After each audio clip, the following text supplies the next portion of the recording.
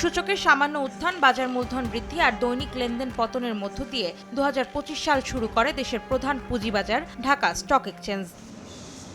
অর্থনীতির বড় এই অংশীদারের সর্বনিম্ন দৈনিক লেনদেন 224 কোটি 50 লাখ টাকায় নামে 4 জুনে, যা গেল বছরের 24 জুলাইয়ের পর সর্বনিম্ন।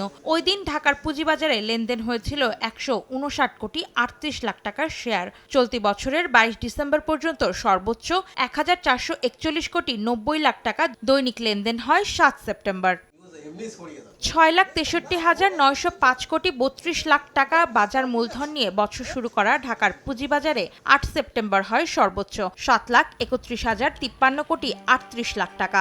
অথচ গত বছরের 17 জানুয়ারি এর আকার ছিল ঢাকা স্টক এক্সচেঞ্জের ইতিহাসের সর্বোচ্চ 7,088 কোটি 449 কোটি 30 লাখ টাকা। সর্বনিম্ন বাজার মূলধন নামে 28 মে 6,41,991 কোটি 59 লাখ টাকায়। প্রধান সূচক সর্বনিম্ন 4,615.40 পয়েন্টে নামে 28 মে। 7 সেপ্টেম্বর ওঠে সর্বোচ্চ 5,636.15 পয়েন্টে। দৈনিক 1,000 কোটি টাকার বেশি লেনদেন হয়েছে 15 কার্যদিবসে, আর 24 দিন হয়েছে 200 কোটি টাকার কম।